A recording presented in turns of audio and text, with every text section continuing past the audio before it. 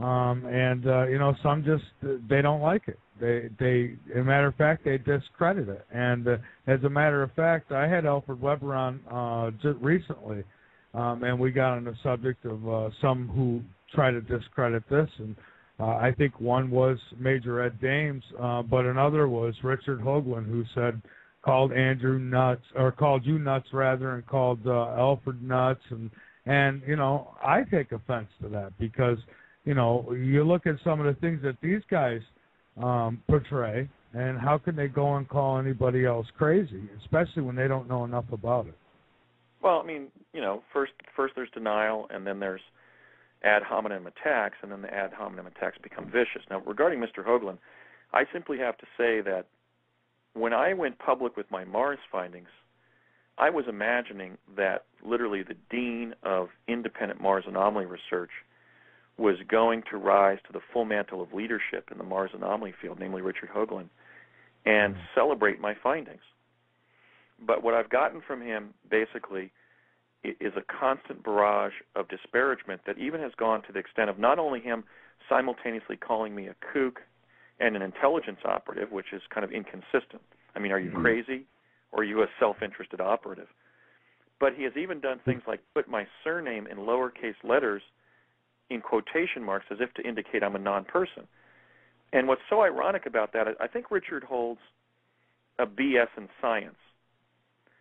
I hold a BA in history from UCLA. I earned a BS in advanced math under an operations research program under the Naval Postgraduate School that we didn't even report when we graduated. So I earned 2 baccalaureates at UCLA as an undergrad, one of which is on my resume, the other of which is in Navy files, because they were working with civilians to prepare them to become naval intelligence officers in the event that we had another world war. And that program has been going on at UCLA since World War II.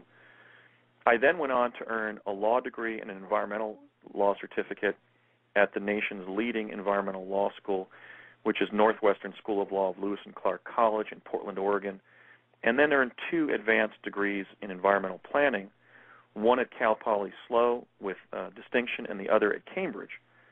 I'm a published scholar in environmental planning, and I have clearly enough, and I dare say more, educational preparation than Mr. Hoagland to evaluate what's on Mars. And in addition to that, in the early 1980s, I traveled there. And then in the last decade, in 2008, I published the first work to show that Mars is inhabited. So what I find so preposterous is Mr. Hoagland's self-referential assertion that somehow he possesses authority. This is an individual who hasn't even been examining the rover data. And he's telling somebody far better educated than him, far more experienced in visiting Mars, and somebody who spent a year studying one NASA photograph to show the life that was in it. What's up? And I just find that ridiculous. But I do too. Oh, no, go ahead. No, I was just going to say, he continues to disparage me. I think what we have to ask is, why did this individual focus on me? We have other Mars anomalists that are doing phenomenal work. We've got George J. Haas and William R. Sanders, who have established the Mayan-Aztecan connection to some of the Mars ruins, the Mars artifacts that we can see from the satellite data. We've got a brilliant independent anomalist at MarsAnomalyResearch.com, namely Joseph Skipper. We've got Paul Goodwin at Mars Uncensored on Facebook.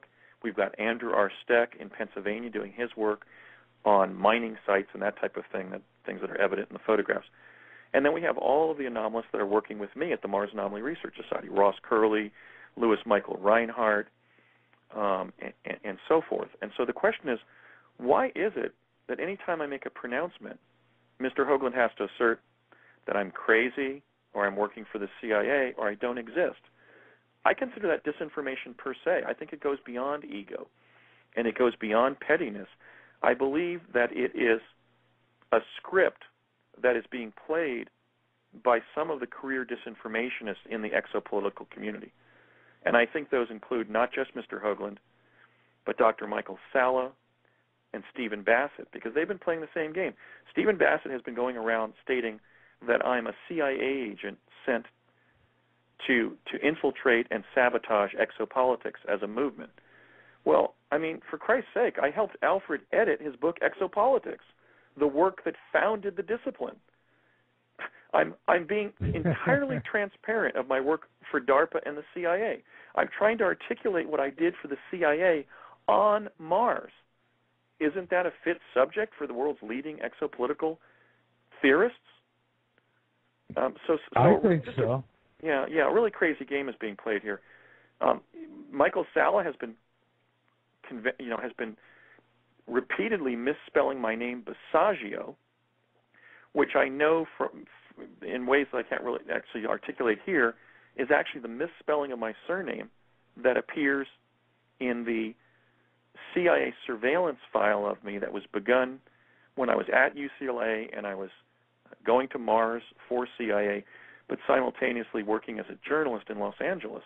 My byline, my surname got misspelled in a number of articles that were editorials that I wrote for the UCLA Daily Bruin. And that misspelling has been in my CIA file since the early 1980s. Well, that's the spelling that Sala's been using. How is that? Okay, so I just want the name calling and the disparagement to stop, because in fact I have important information to share with the exopolitical community, not as a theorist but as a practitioner, not as somebody who has just studied NASA's data from Mars, but somebody who went there and somebody who brought forward Brett Stillings, who is a corroborating witness. How often in the paranormal and in parascience has somebody made a dramatic claim and brought along an eyewitness participant? That's what I've done in Brett Stillings. Brett Stillings, as far as I'm concerned, is an American hero. Brett just recently provided me information that was within his recall regarding our Mars experiences that's allowed me to turn a chapter on what happened to us beginning in 1980 in the CIA's Mars visitation program. So maybe I can describe that tonight. But, really the name calling has to end, because, the notion that we've been visiting our neighboring planet for 30 years is one of the critical issues in exopolitics. And it's much bigger than me. It's much bigger than Brett and some of the other people that were going up there. Okay, Andrew, before you go into your next segment here, I just want to comment on that and say that I totally agree. I can't speak on all the other individuals who you had brought up, but I can say firsthand with Richard Hoagland, I have found a lot of discrepancies in everything that he does. I found that he hides information. He does a lot of disinfo, and he does a big discredit to the truth movement, and that's my opinion. And we just busted out a big story. We've had people come forward about Richard, and I looked into it. And you know what? I tried to ask him about this just on a man-to-man level, and he ran for me, and he insulted me, and it just felt like he didn't need to answer it. And now people are asking him questions. I think that he's still connected with NASA. I really do. Well, he was a NASA publicist, and it was curious that when I published my paper, The Discovery of Life on Mars, in 2008, not from the perspective of a Mars experiencer, but from the perspective of natural history, which was my goal in that paper, which was simply to frame the findings of what we could find in the NASA photographs, not talk about my background, because that would be just too far out, I thought, at that time. Mm-hmm. It was curious that everybody who attacked me had a link to NASA. Richard Hoagland had worked as a publicist. Ray Villard, who stated on the Discovery Channel website, he stated, this is almost a verbatim quote, he said, "If Basiago says that there are these little leprechauns on Mars, why doesn't he show pictures of them in his papers?" Well, I was. I mean, how ridiculous is that? That was in a 3,000-word diatribe written with U.S. taxpayer dollars by Ray Villard when he was serving as the publicist for NASA's Hubble Space Telescope. He was disparaging a civilian who had published a paper with images of Martian humanoids in it, but he was trying to indirect what had happened. He was trying to steer people away from the truth by stating basically that I was a kook saying that there were these little creatures on Mars. I was showing them. In fact, the image of the humanoid being on Tsiolkovsky Ridge in NASA image PIA 10214 had been so highly prioritized by the CIA that my father first showed it to me in 1969. It had actually been retrieved from the future and brought back in time. So the true history of this is that NASA and the CIA have known since the late 60s that Mars is inhabited. By 1970, my father and I had an experience where Martian astronauts were actually in liaison with our aeronautical community that included, aerospace engineers like my dad. So, here we are 40 years later. My paper comes out, and the first 5 completely ridiculous attacks on me that didn't even cohere to what was in my paper were by current or former NASA personnel. At this point, I think what happened, I think the script that they handed Hoagland was, he's highly educated, he's highly articulate, he has the courage to speak the truth, say that he's crazy. That's the old Robertson panel script from 1953. Subject those who are affirming the existence of extraterrestrial life to public campaigns involving fear and ridicule. That was the diktat of the Robertson panel, the Durant report of the CIA's Robertson panel of 1952-53. The other disparagement was, well, damn, what do you know? He's showing up under DARPA, CIA, Navy, LANL, and Sandia, and NASA because of the Mars probes that we took.